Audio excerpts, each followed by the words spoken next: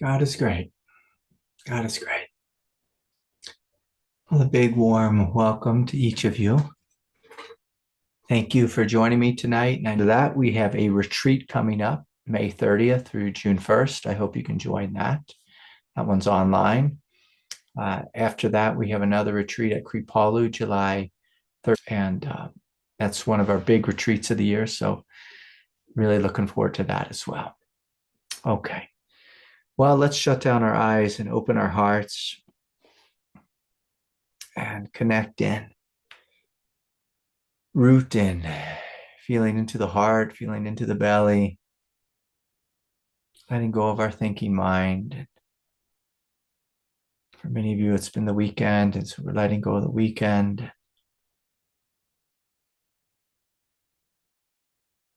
Coming back to this basic sense of truth. Now, what you are is good.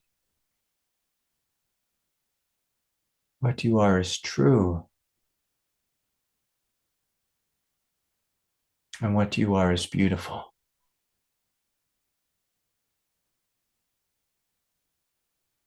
And so we're breathing, feeling, softening. If you look in your mind for this experience of being good, true, or beautiful, you probably won't find it. You might find a point of righteousness in your mind, but spiritual awakening is the opposite of that. You feel deep into your heart, deep into your belly. I invite you to discover this original sense of innocence. It's this quiet acknowledgement that we are children of God. We are made in the image and likeness of the Creator.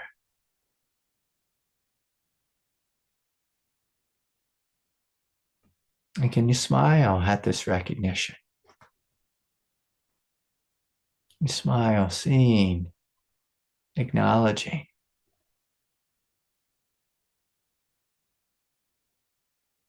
that what's here is good. What's here is beautiful. What's here is holy and divine.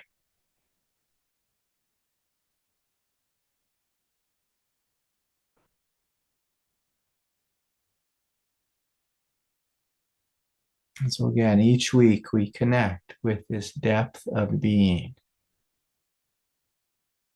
This depth of being, not the surface level consciousness. The surface level consciousness comes and goes and is conditioned by the unconscious nature of reality.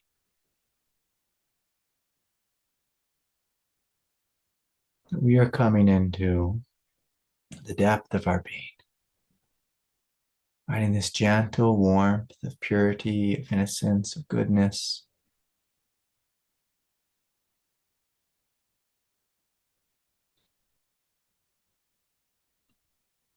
And smiling.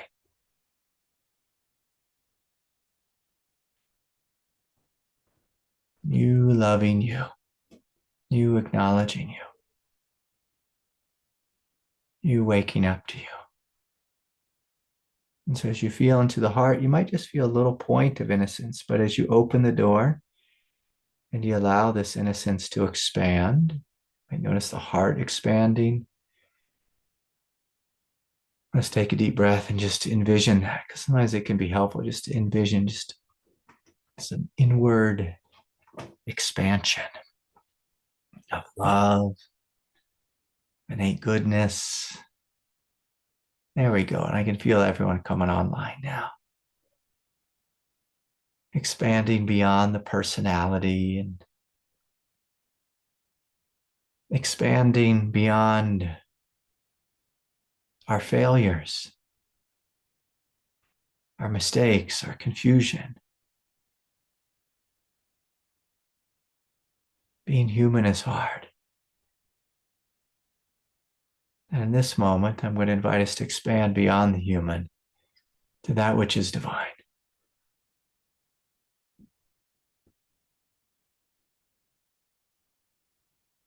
So inviting an expansion of the heart out beyond the edges of the ribs, out 3 feet and 6 feet, 9, 12, 24. Yes, just noticing how it feels to allow the heart to expand. You might notice that the egoic identity keeps the heart caged. And this is an unnecessary movement. There's no reason to put your heart in a cage. And you allow it to grow, to expand, to shine out, and to bless all of creation. The heart is expansive, the mind is empty and expanding with peace. Over the next hour and 15 or so, you don't have to be anyone. You don't have to think about anything. To allow the mind to be empty, the heart to be radiant. And deep in the belly, we're recognizing this quiet strength and nobility of being. The strength, the light, the power that has outlived every failure.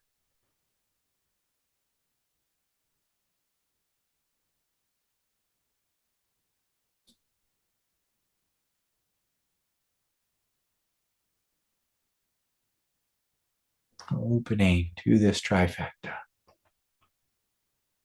Peace, love, and strength. And how beautiful it is.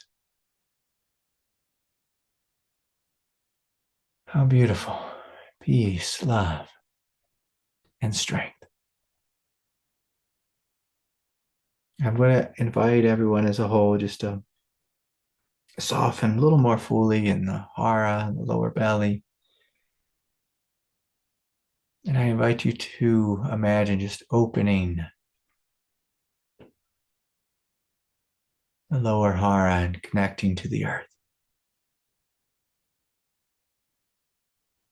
Feeling this quiet support from the earth.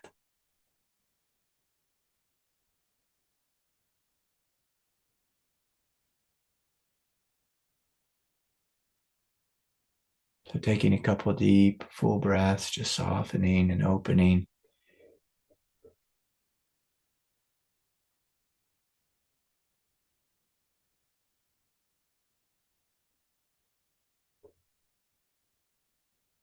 And being supported. Being supported.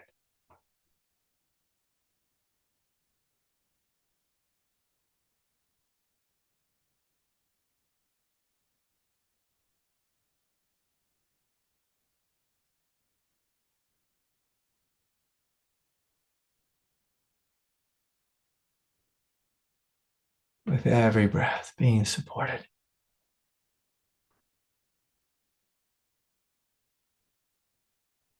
And finally, I invite us just to gently imagine looking up towards heaven, opening the crown, and asking for support here, being human, support with whatever it is you struggle with in life. Inviting the divine intelligence to shine down upon you, to give you the strength, to fill your heart with love, to lead you, to guide you.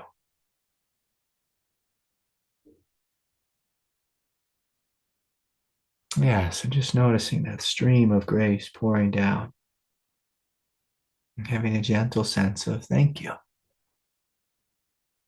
Thank you, God. Thank you, life. Thank you, Mother Earth. Thank you.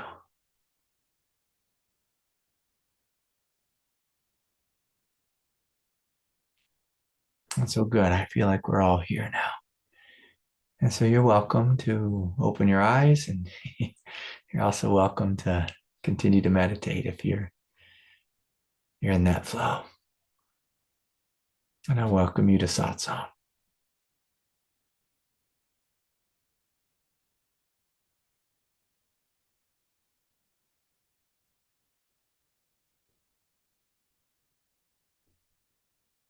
So I had a incredibly full weekend.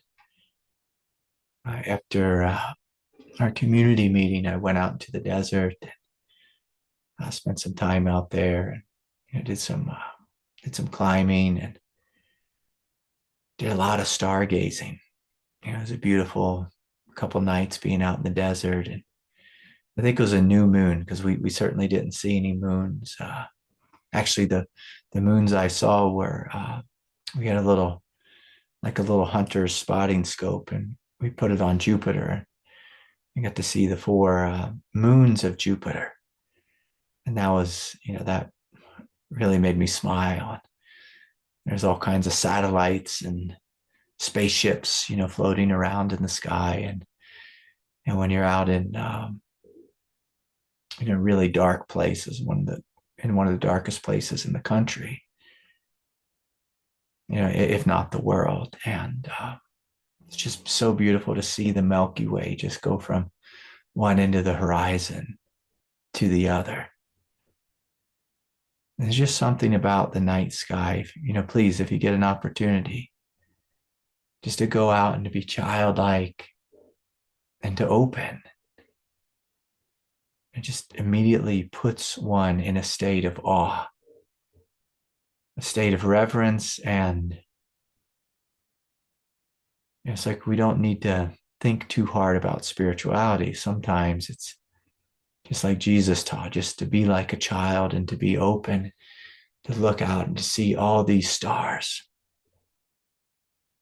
Especially if you can see the Milky Way and you're just a cluster of stars and galaxies. It's just incredible, incredible to see. I felt, again, like, almost like a 5-year-old little boy just out there, just in awe for all hours of the night. And it's so beautiful. And then, of course, in the daytime, just falling in love with these big towers of red rocks and rising out of the desert, and the spring sage blooming and coming with its just effervescent oils. It's just glorious, glorious, this world. So glorious.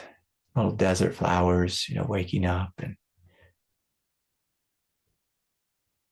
I encourage everyone, if you ever get a chance to come out to Moab or the Canyonlands, it's just such a beautiful part of the country. We were out there rock climbing, and there was people from all over the world, just climbing up these rocks. There was Russians and Israelis and Frenchmen, and from Japan and Canada, all over the United States. And it's a funny thing being human. It's like you turn on the news and you see so much fighting and war and violence. And sometimes when we come together in a beautiful place with a shared intention, and it's just like, I don't know what the intention we have, but the intention was to climb up, to get high on some rocks. And it seems like there's just no struggle. But we're such tribal creatures that, when someone comes to our land, it's like, we want to lock everyone up or throw them out or this or that. And it just gets a little nutty sometimes in the sandbox we call life. So my drive home today, one of the stories that I was reflecting on, and I spoke about this a little bit last week, was the story of Paul, Paul from the Bible. And, for me, Paul is almost a more powerful story, a more relevant story than the story of Jesus. The reason being was Paul. Well, he was a killer. He was the bad guy. He was the guy that would go and round up Christians. And if we ever look at our mind, if we ever just step back and look at our mind, whatever the situation we're in, our mind often is in a state of judgment. And it plays this game of other. It just others all of life. It creates this separation. In a sense, that's actually the job of the mind, to create separation, to create division. But as it does so, it takes us out of a realm of unity. It takes us out of a realm of enlightenment. The reason I love the story of Paul so much is because it's a story of triumph of someone who was deeply lost in a hell realm. I mean, imagine if this was your job, to round up people and to persecute them because they had a different religion than whatever the religion of the state was. I mean, it seems almost insane in the Western world. I know in some parts of the world it's still happening, but the Western world certainly has no shortage of judgment. I mean, that's for sure. I can laugh because I've been in so many different sanghas throughout my life, and I'm in a Catholic sangha right now with my wife and family, and sometimes we talk about the church ladies and the church ladies who are judging you if you made it to church or not, every Sunday. And again, like, there's all these different ways that we act like Paul, and we have this judgment where we play this game of othering. But the beauty and the triumph of God's love is that God reached out to a killer. God reached out to a man who was killing his people. And did God punish him? No, God flooded him with grace. God flooded him with grace. This is the way of God. This is the way of love. This is the way of enlightenment. Now imagine if, the great enlightened beings looked down upon us and said, "We are here to judge you. We are here to punish you for all your sins." It would be absolutely insane. It would be insane. But this is how humans think. Humans think in this way of me against you, me against life. And as long as we continue to play this game, we'll never be free. We'll always be lost in some game of othering, some game of us being a victim, or us being the victor, the one who wins. The thing about Paul is Paul had to admit, I was completely wrong. I was headed absolutely in the wrong direction. And many of us, oftentimes, we think of enlightenment as this grand moment of freedom and expansive consciousness and bliss and all this type of thing. But the doorway to enlightenment is a doorway of failure, of realizing I screwed up. I made a mistake. I made countless mistakes. I've judged my brothers and sisters my whole life, and it has left me feeling separate and alone and isolated. And this is not the way. It's not the way.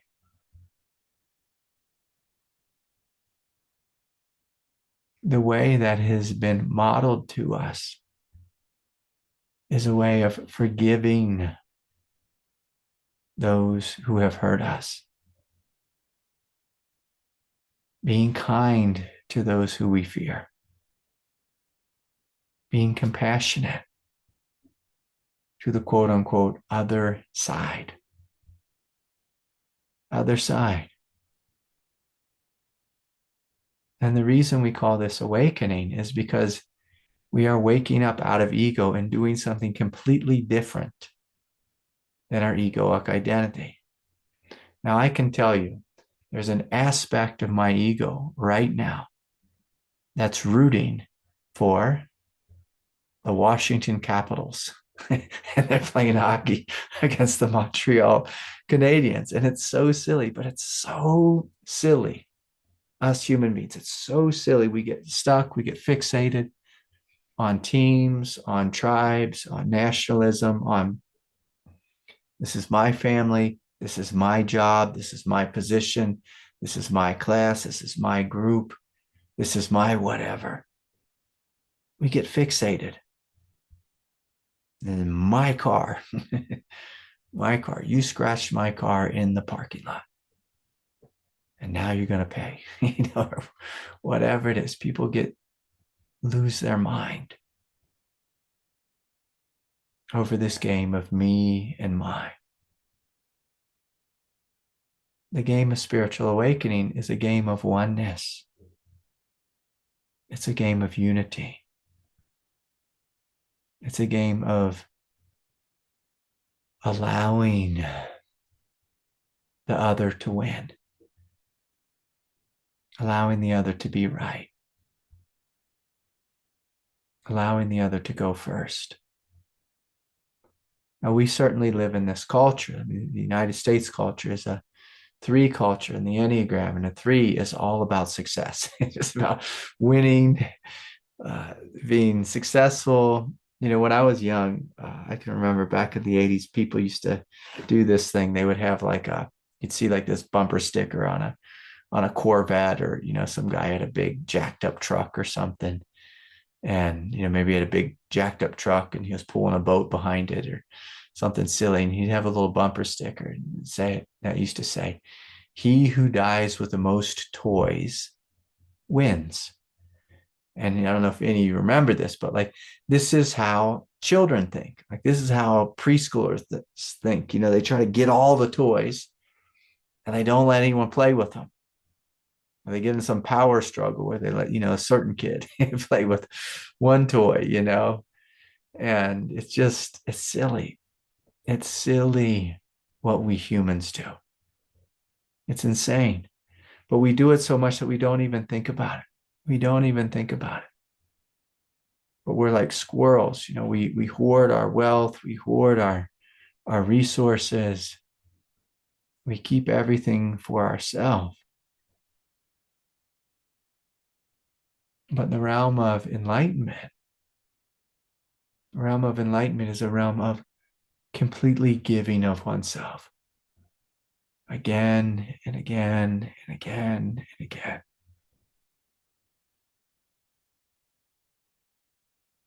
And as we give, we become more and more and more open.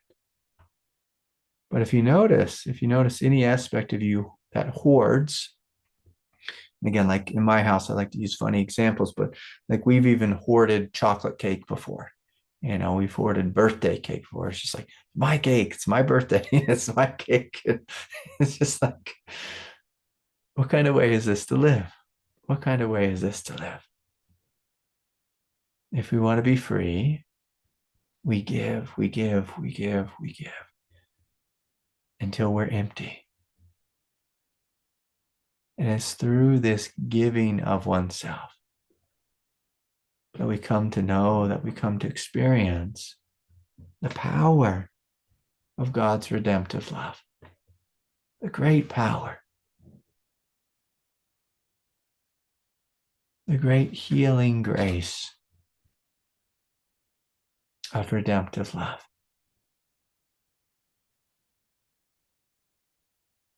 In the teachings of the Christ, there's life, and then there's death, but then there's this thing that happens after death. which is the resurrection. Well, what is the resurrection? It's us coming into communion with the divine. And of course, Jesus went first and did the whole big thing with the cross. But really, if you just look at Paul's life, here he was, this guy, he went out and persecuted Christians. And so that was his life.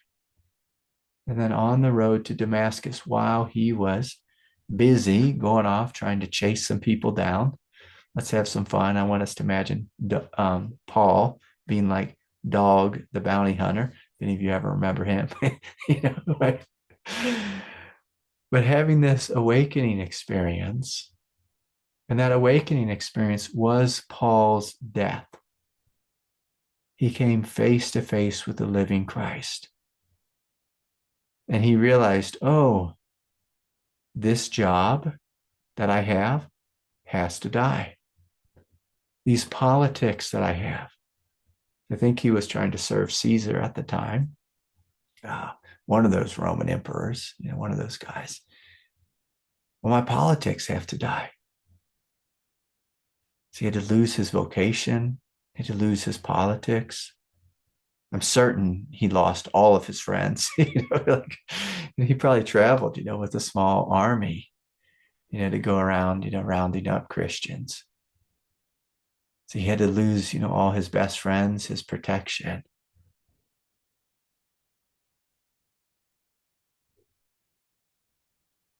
In order to come into this new life. But the vision he received was so bright, it was said that he was blinded for 3 days. And so as we come into contact with God,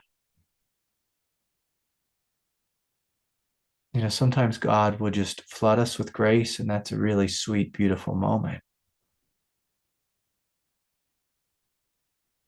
But for me, like when God really came to me in a moment of triumphant awakening, it was one of the worst moments of my life. It was a moment where I was absolutely failing in every way. And I fell on my knees, and that's the death. And I said, okay, God, you win. You win. And there was this movement of giving my mind to God with all my ideas of how my life should be, giving my will to God with all the different ways I was fighting for my agenda and all these other ways of fighting against God's agenda. I said, okay, God, I give this all to you. I give this all to you. Because I realized everything that I was doing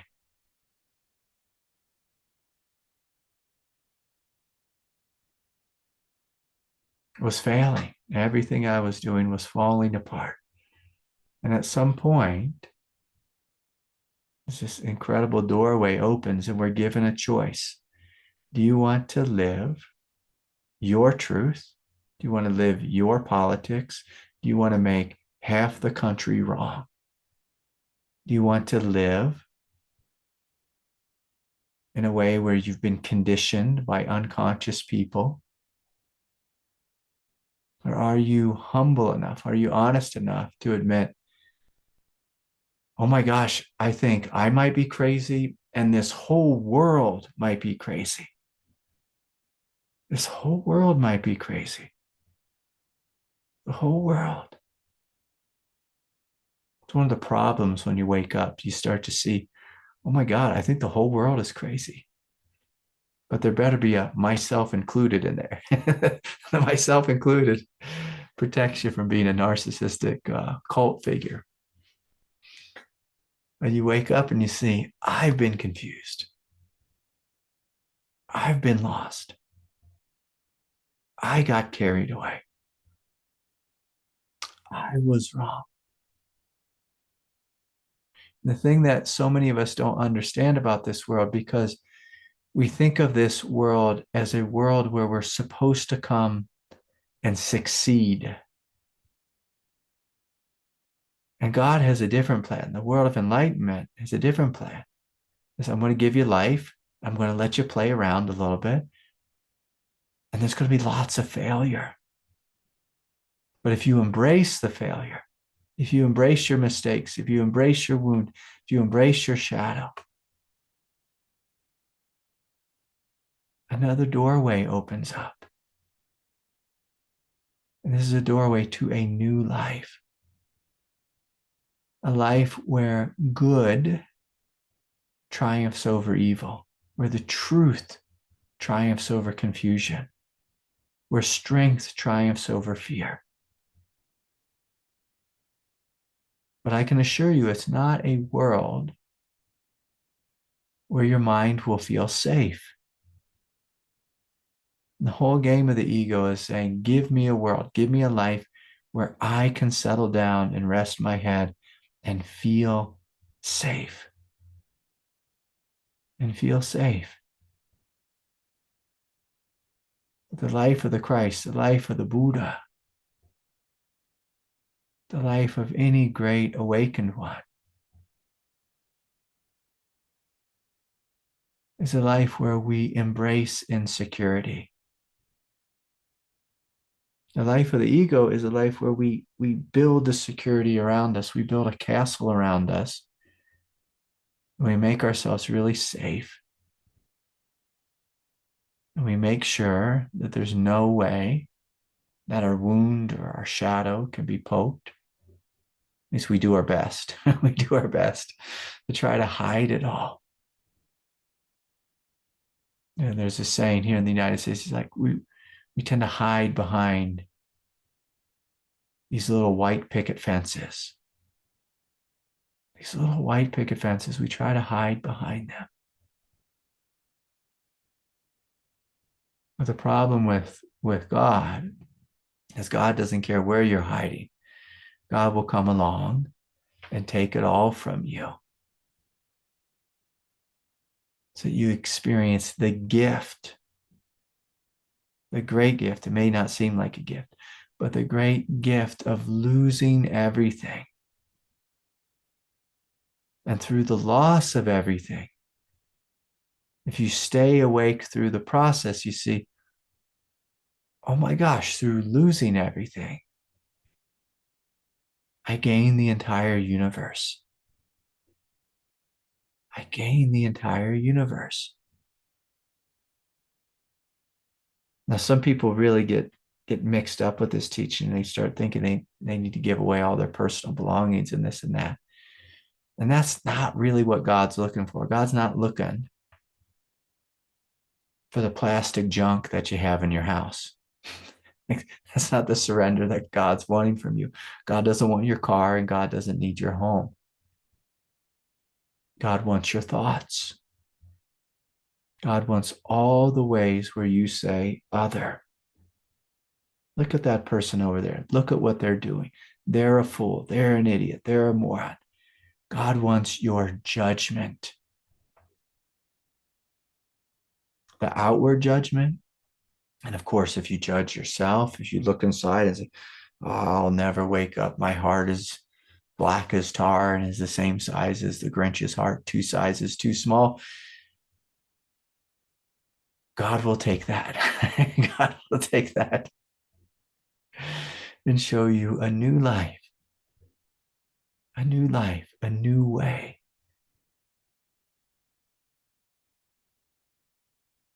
But in order for that new way to come online, well, you might have to forgive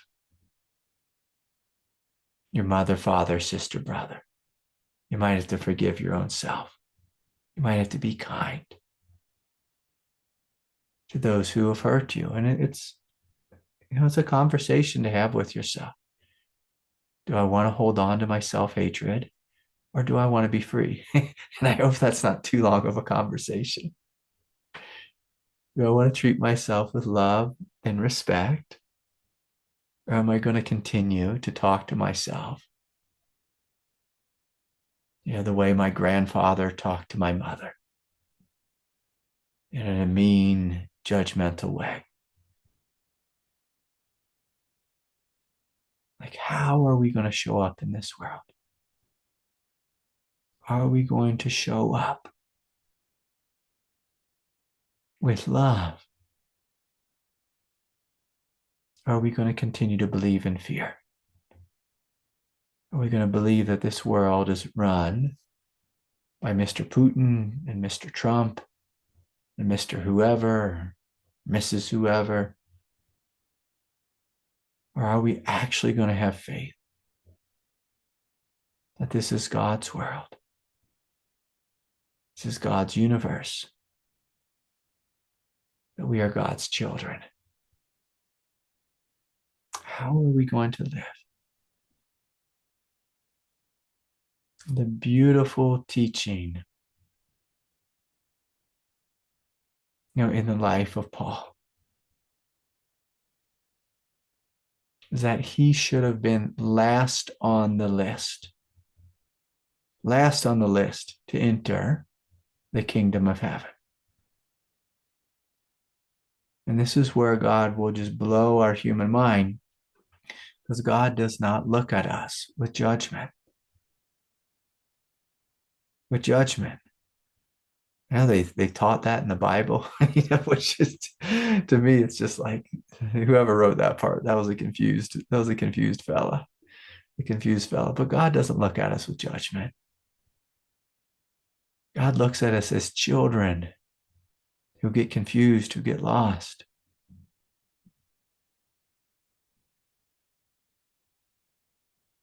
I went out of town. I left my dogs behind, and when I got home, my new little puppy, he just like can't stay away from me. He's just like at my feet, trying to jump in my lap the whole time.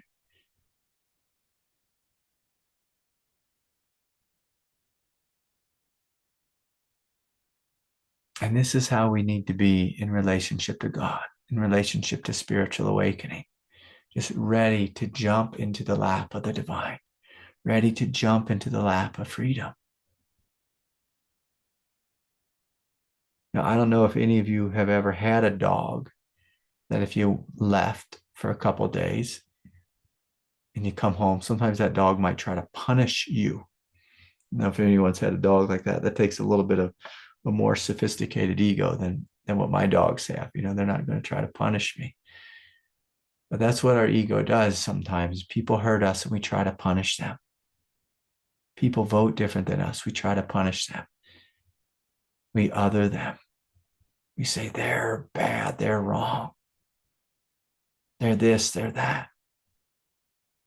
I was talking, I was in California a couple of weeks ago and someone was telling me, oh yeah, I could never go to a red state. And I was like, most of the country is a red state. Like, you're just going to just cross it off the list. You're not going to travel into any of these other states because you don't like the way the people voted. Like, that's insane. That's insane. Now, if we lived in a tribe, back in in the year 800 or something, that might be wise. That might be wise. Let's not go to that other part of the country, that other part of the continent, because that's where the Comanche are. And they'll tear you up. They'll tear you up if you're, a Ute or a Navajo or something. Stay in your tribe, stay safe. But in this modern age, we don't have any excuse. If we still hold on to these old archaic ways of being, if we play this constant othering game of looking out at the world and just othering, we'll be left with a constant feeling, constant experience of separation, a constant experience of separation. But if we look out to the world and see God looking back to us, well, now we're in a state of unity. Now we're in a state of love. And this is what was required of Paul. He had to look at the people who he once was imprisoning and look at them and say, I am one of them. I am one of them. And as he began to listen and to get to know their way, he realized, oh, this is a great way. He liked it so much, he became one of their leaders. And again, like, what an amazing story. You know, if this was a Hollywood movie, you know, the story would end differently. It would be a story of vengeance, you know, maybe some bunch of Christians find Paul on the road alone and they beat the hell out of him. They imprison him. They feed him to the lions.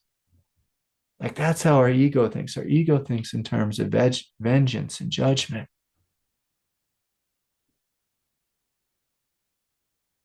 But in the story of the living Christ, it's just not another word for living, the awakened vision, the enlightened vision in real time, as we see the enemy and we forgive. We see the enemy and we love. We see the enemy and we make friends. We make peace. We get to know them. We get to know them. And my, how our world will change if we lived by this this type of thinking. It would turn the whole world upside down. You know, there'd be no use for the armies and there'd be no use for war. It'd be a different kind of world. I heard this thing that Augustine said. Let me see if I can pull it up. I wrote it down somewhere.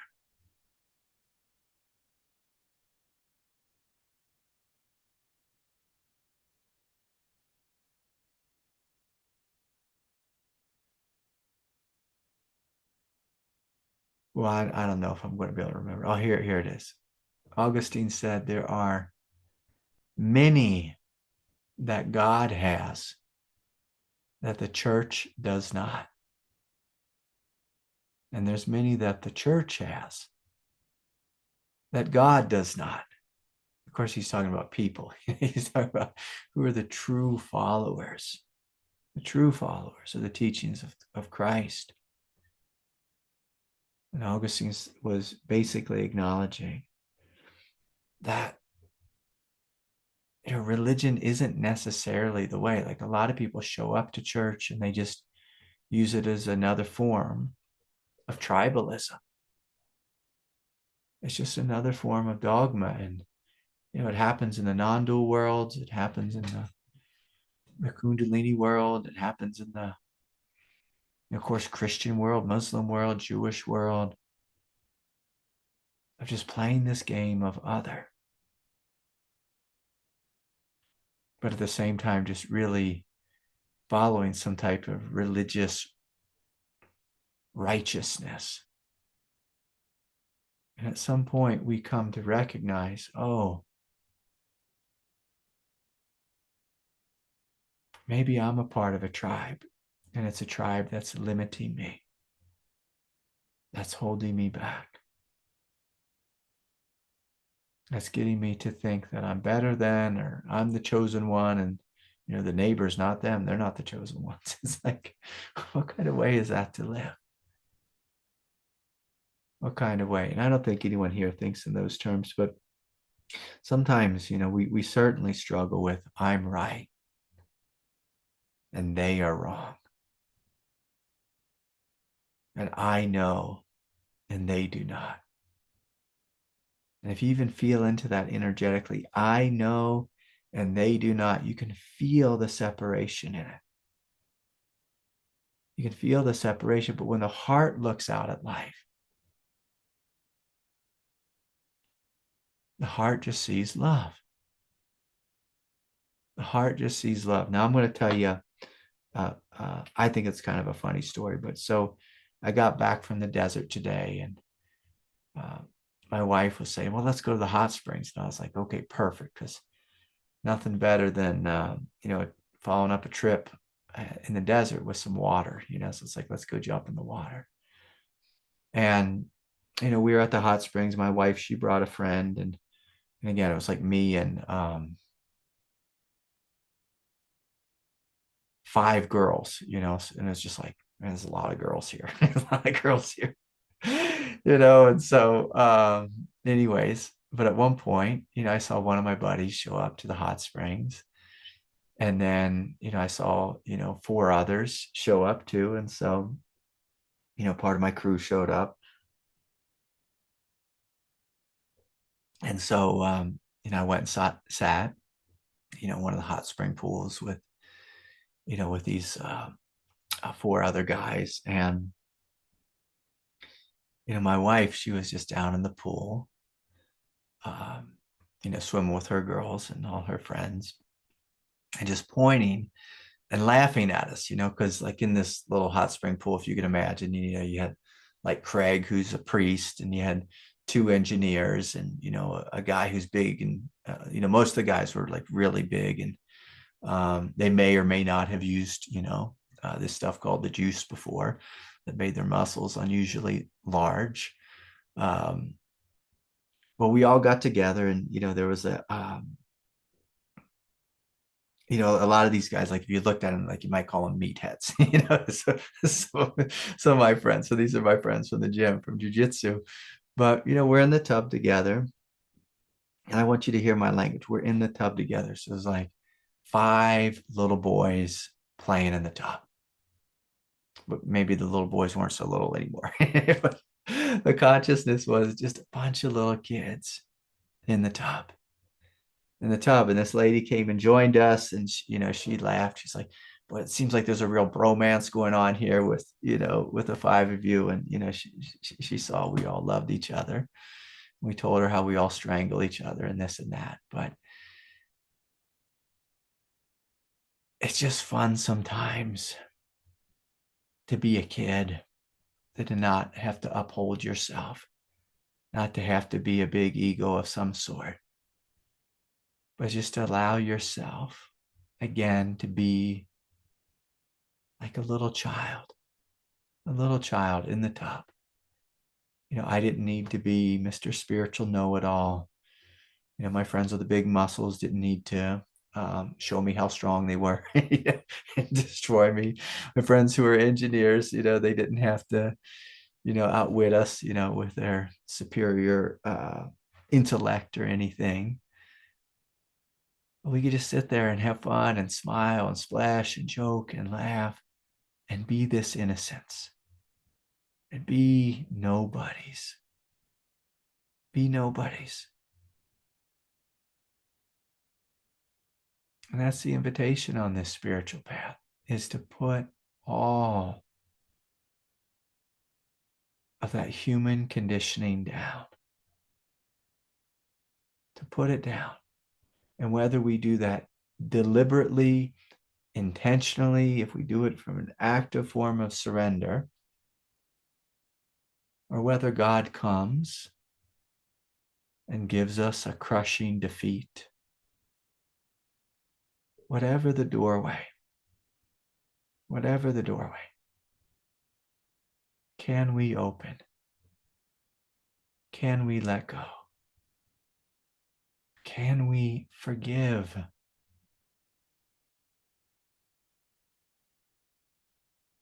Can we see the other with the eyes of love, the eyes of freedom, the heart of compassion?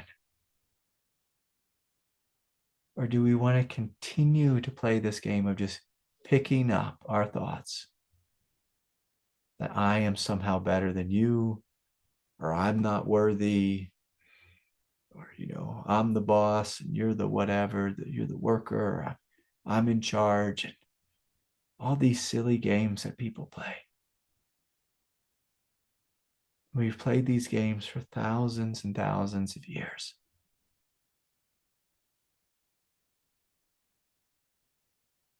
It's one of the reasons why people love going to the ocean, love being in water. It gets us out of our head. It gets us out of our identity and just back into this childlike innocence again.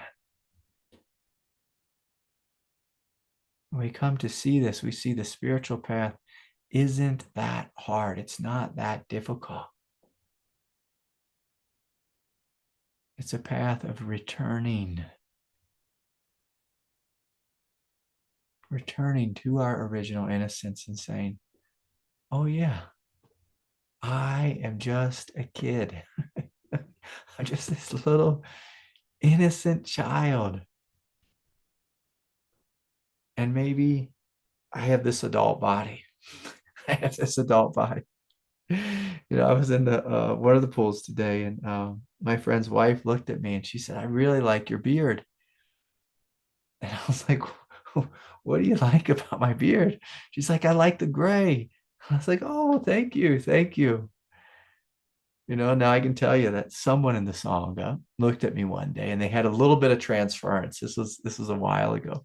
They had some transference and they said, I was working with them and they said, Craig, I have a little bit of I feel like there's this that I'm attracted to you. And that happens sometimes when you're a therapist or a counselor because you're giving people your full attention. But then she said, but you're so old. I was like, damn, I'm so old. And it just made me laugh. It made me laugh because, sometimes, I look at people and they'll tell me that they're like, you're so old. And I've always felt like, even when I was a kid, my older brother was like, you're like an old man trapped in a body of a child, but, maybe an old soul or something. But it's just a silly thing. It's a silly thing that we grow up. We think we grow up. We look in the mirror, we get a job, we think we're sophisticated, we go to college, whatever.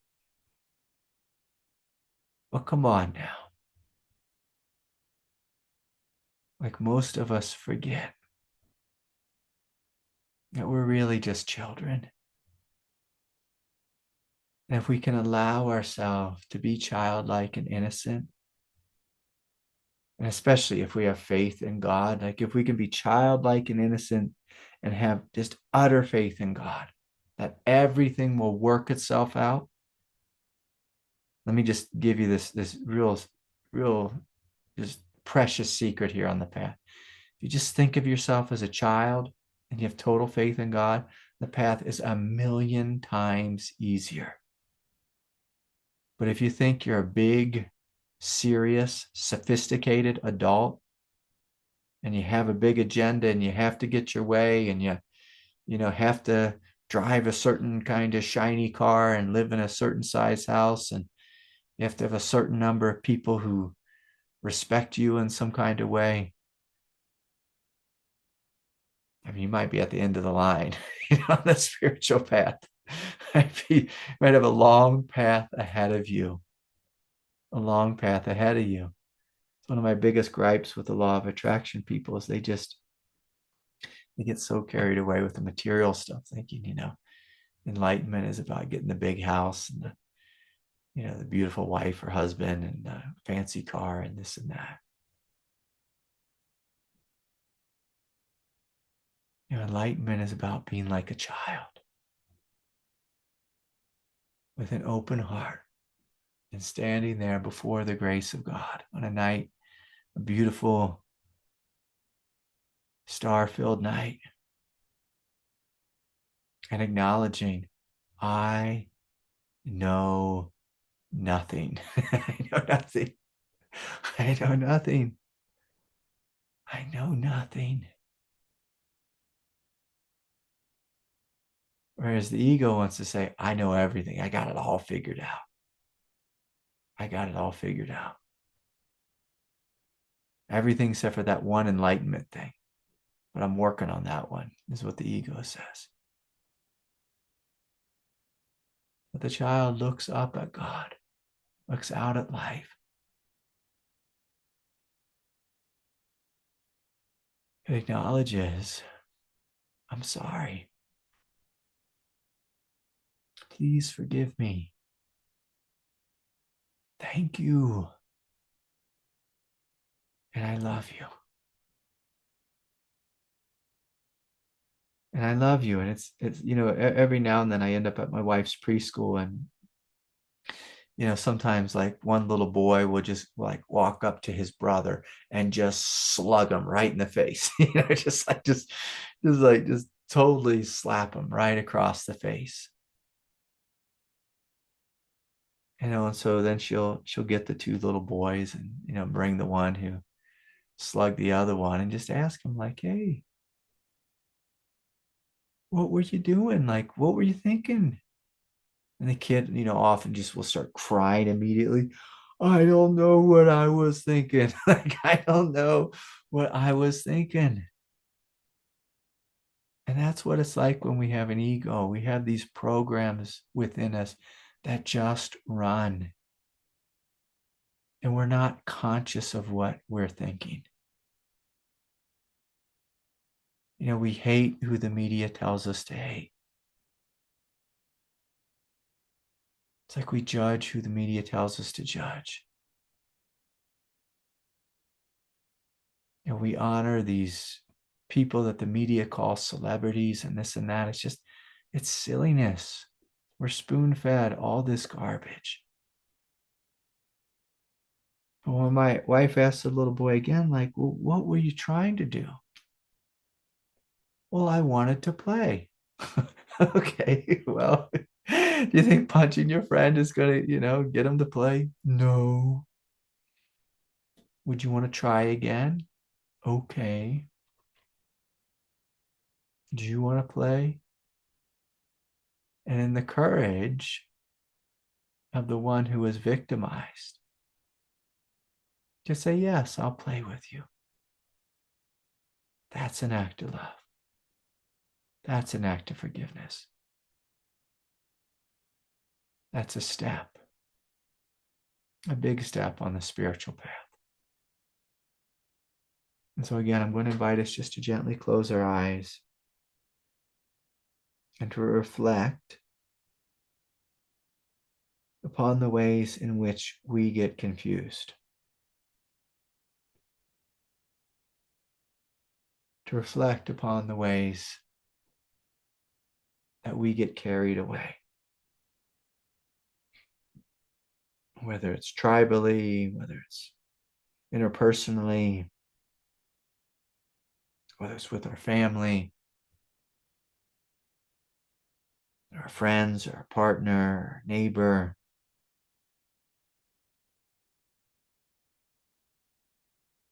How are the ways that you get confused?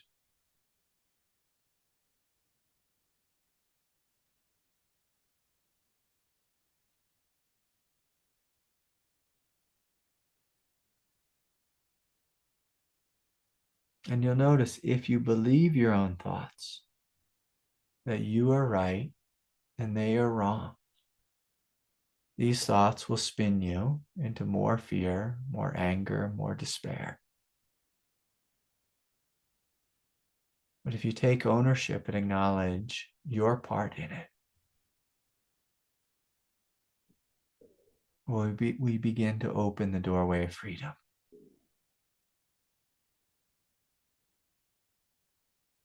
It's very hard to be free if we're righteous. Let's say it's impossible. Very hard to be free if we think we're better than. Very hard to be free if we know more, better than everyone else. Very hard to be free if we've been confused by hatred.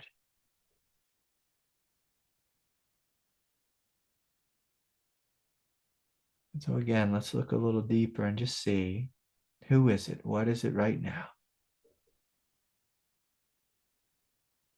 we need to let go of. In the name of freedom. Who is it? What is it? It can be something that you even do to yourself. Some of us, we treat our bodies horribly. We look in the mirror and we offer judgment and violence to ourselves.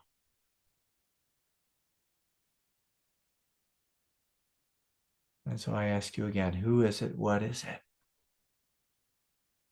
You need to forgive, or let go of, or release.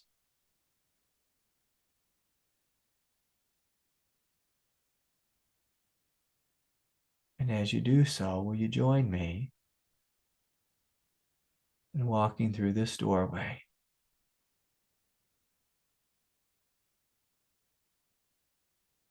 A doorway of spiritual freedom. A doorway of openness and unity. A doorway that leads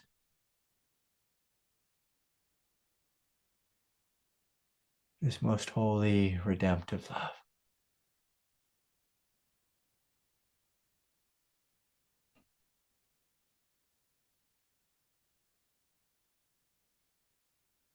Enlightenment is not a journey of success. It's a journey of immense failure. Of realizing I was wrong. I create this other constantly. And as long as I do this, it creates despair in my consciousness. Enlightenment is a doorway to great love. Where we recognize there's another way to live.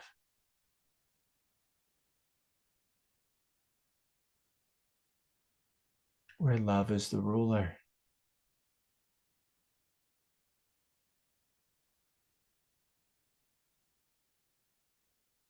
Where love equals life. Love equals freedom. Love equals peace. Love equals sanity.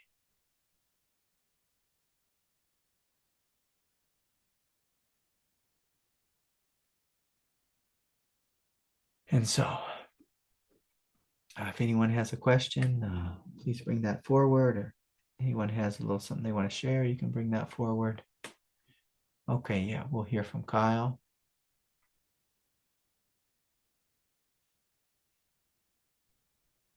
Hi, Kyle. Hey everyone. I'm curious, Craig, if you can speak on this path of the difference of this mentality. I'm waking up. It's just me waking up versus we are waking up. Yeah, yeah. Well, that's an interesting question. Yeah. Well, from the perspective of the enlightened mind, the I feels like a we. Feels like a we. The I is the thing that dissolves. And of course, in true enlightenment, if it's happening all the way down to the hara level, there's going to be a feeling of life waking up to life. Life waking up to life. But in a more technical sense, all of us, of course, are individuals.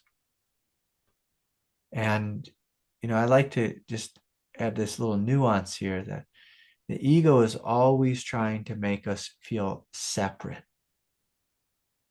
But there's a way that you can be an individual and simultaneously not feel separate. Not feel separate from God, not feel separate from life, not feel separate. In the same way, like with your hands, I hope, we've got 5 fingers on each hand. It's like the fingers, like, if one finger wakes up, it's still a part of the whole. Still a part of the whole. Now, Kyle, I think you're speaking about something different here. I think you're speaking about there's the path of the individual, which is spirituality has always been an individual path of me trying to wake up out of my mind, trying to wake up out of the collective. And of course, like that's how spirituality has been taught. It's like, you go meditate, you go do yoga, you read scripture, you follow a spiritual teacher, you give of yourself fully. And one day, with the grace of God, you will wake up. But there's this different type of awakening that Kyle's speaking about, the awakening of the we.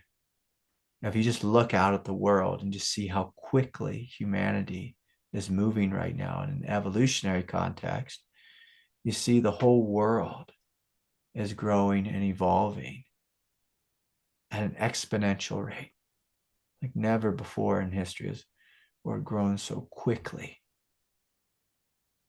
So quickly. And this, so much of this is when the internet's put to use in a good way.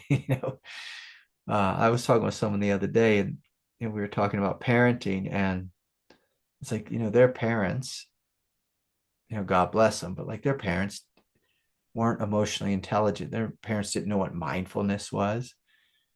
When I was a kid, I'd get hit all the time. It's just like parents would beat kids, and that was just like a normal thing, to get whipped or hit with a wooden spoon or whatever it was. I mean, when I was a kid and I acted out, you might get smacked by a ruler, and then you'd have to go, sit with your nose in the corner for an hour. And so Jung spoke about he called it the collective unconscious. I always correct Jung and call him the collective unconscious because it's just so much unconscious. But the unconscious is becoming more and more conscious. And if you listen to my friend Rick Archer's show, Buddha at the Gas Pump, and you see it appears that more and more people are waking up at this moment in history. And part of being in the Sangha together, and what my vision for the Sangha is that we have a collective awakening. And that's why I'm very supportive of you all and your gifts, is I want your gifts to come online. I want you to share your gifts. I want you to live through your gifts. I want you to offer your gifts. But in order to offer your gifts, you must surrender the individual first. You must surrender the individual thoughts, the individual agenda, the individual desires, and to come together in communion. And as we do so, this is how cultures change, how societies change. This is how the species will change.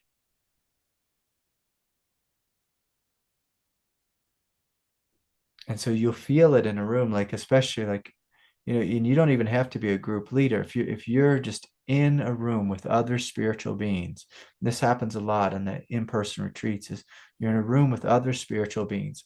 When you stand in the light, like Kyle, when you stand in the light, it demands me to stand in my light to match you. And if there's other people in the room, then they want to match us and be a part of this collective movement. And it's not even a thought thing. There's just something that happens through our empathetic nature that as you wake up, you might find your partner waking up. As your partner wakes up, you're waking up. As your partner chooses the truth, you're choosing the truth. But if you choose to live in arrogance, or you choose to live in greed, or you choose to live in, no, I'm right, I know better, you get in a power struggle with your partner, your friends, or the Sangha. Well, that's not a step forward. That's a step back. It's a step back into separation.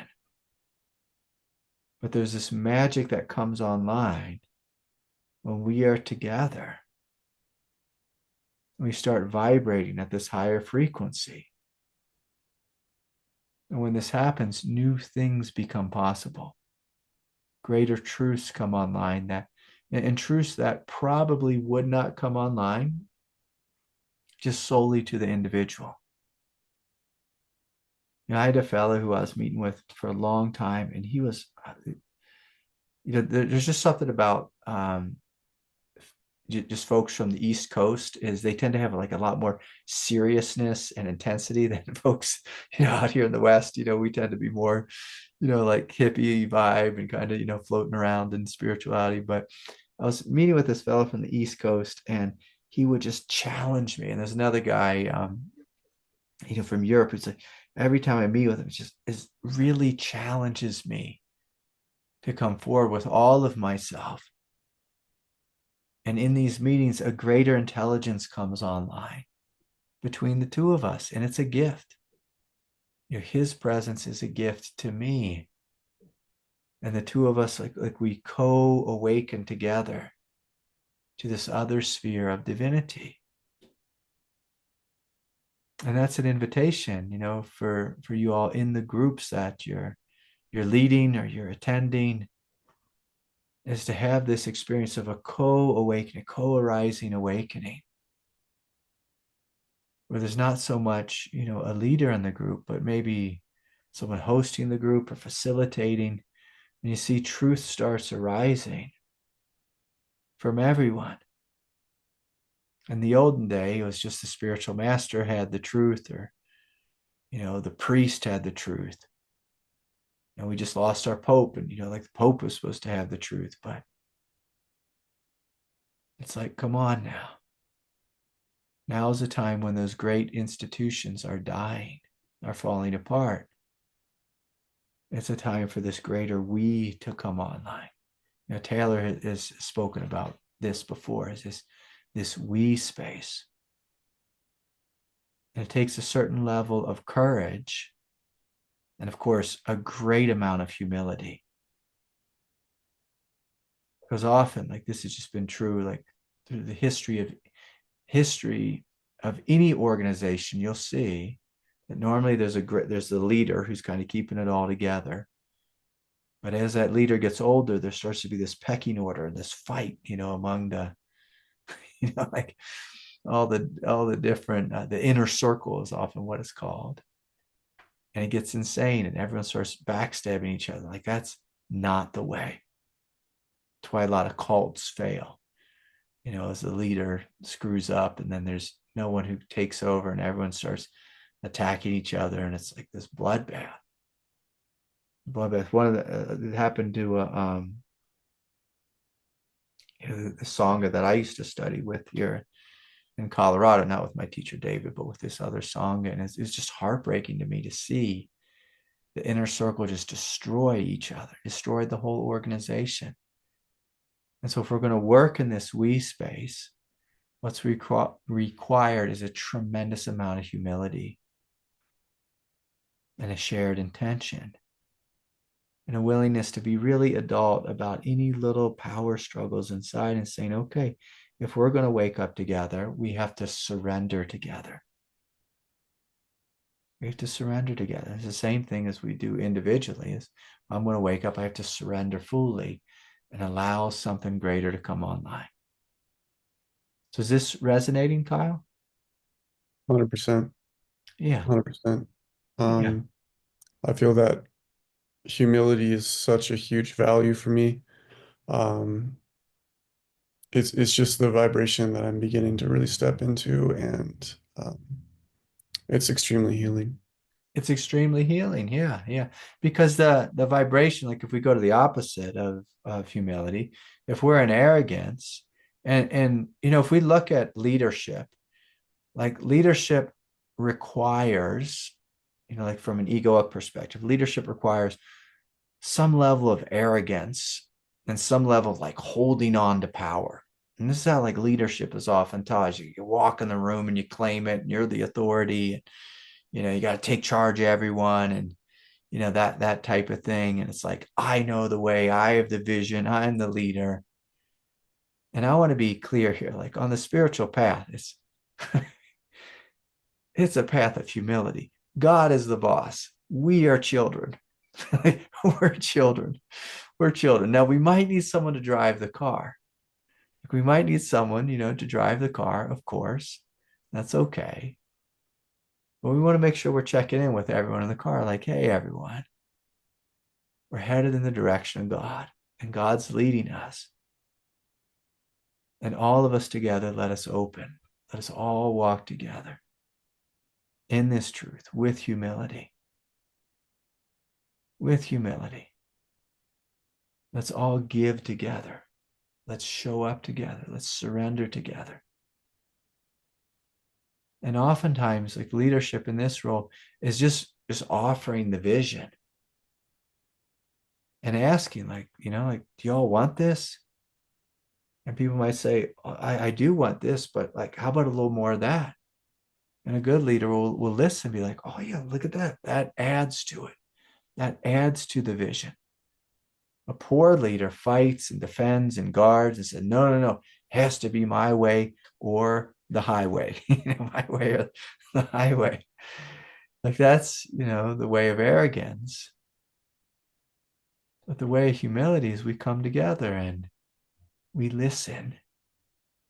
Of course, first to the voice of God, but sometimes we hear the voice of God, it comes from heaven, but other times the voice of God, will come from someone in the car saying, hey, there's something really beautiful here. I'm feeling this. And there's this beautiful thing that happens is when you sit and you're just open and you do this, like if it's like that old saying, like when two or more are gathered in my name, I will be there.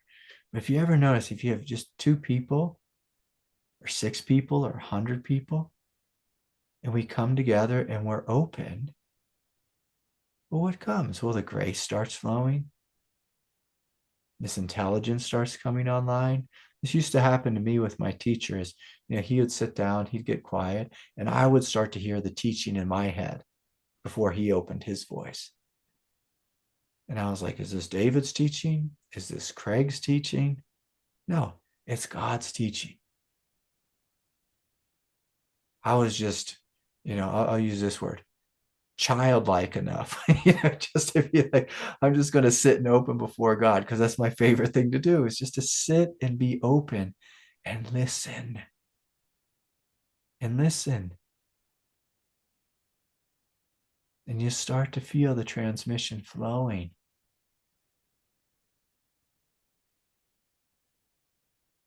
And if we are all, have this mutual intention of being awake,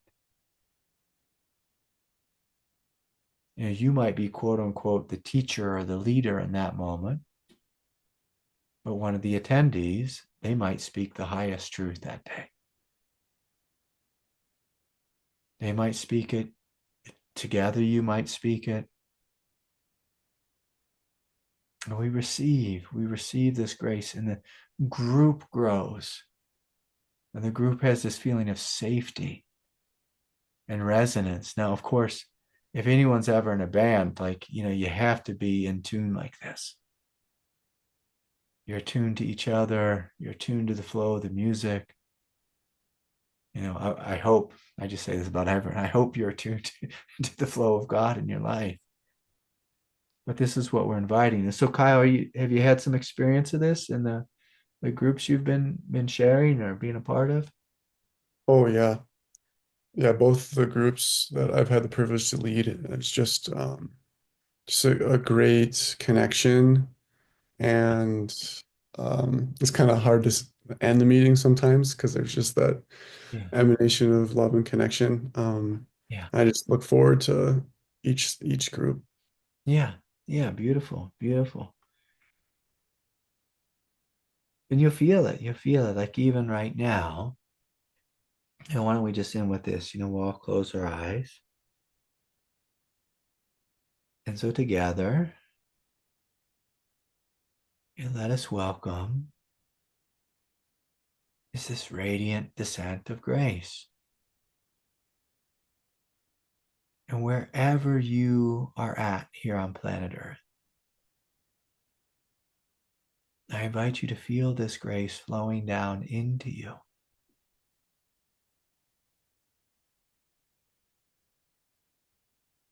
And to see it as this interconnected web or cloud of grace flowing upon the earth. Through the small song of being willing.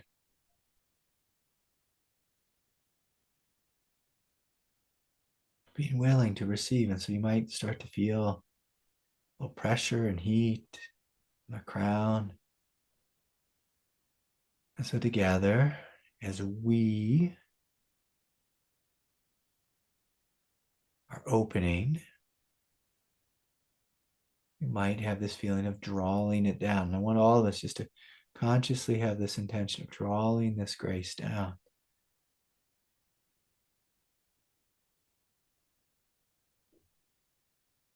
They're coming down throughout the space of the mind and washing over the shoulders, beginning to fill the heart.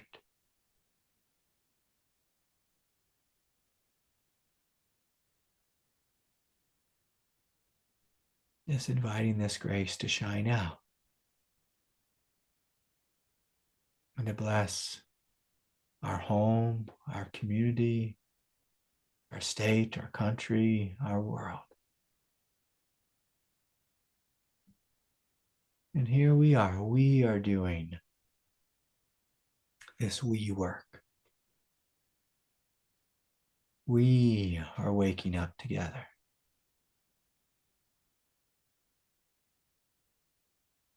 As we wake up, the world wakes up.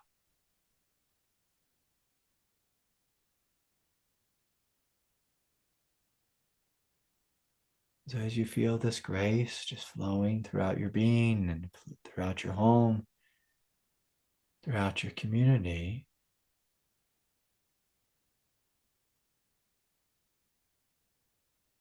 I'm going to invite all of us here together to make this choice to choose the truth of oneness, to choose the truth of love.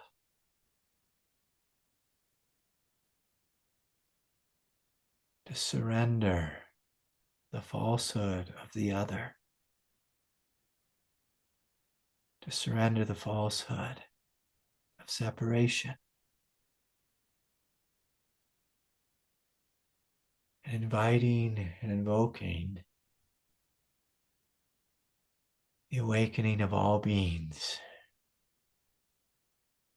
And so to see that, to see the Sangha waking up, your friends here in the Sangha, your greater community and family and friends waking up, to see, to envision the world waking up.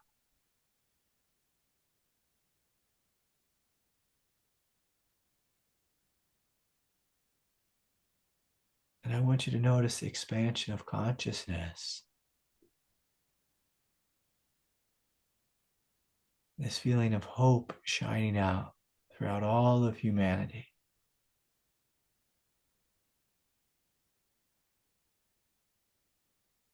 And just to offer a little bit of contrast, if you can imagine just walking into the room and turning on the news, and the newscaster's there telling you who to hate, who's wrong, who's bad, who's this, who's that, who's unjust. That's hell. And our world will never change through hating, through judging, through attacking, through belittling. Our world will not change through politics or philosophies.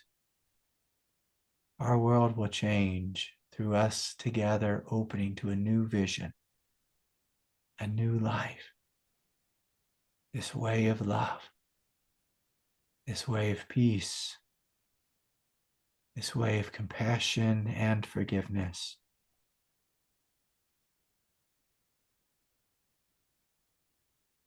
So together, as we invite the death of the old, let us embrace the life of the new, the life of love, the life of truth, of beauty, of radiance. And so much love to each of you. So much respect. Thank you for sharing your hearts with me. Please sign up for the next retreat. I hope to see you all there. And I'll try to get that website issue worked out. But I'm glad you all made it here.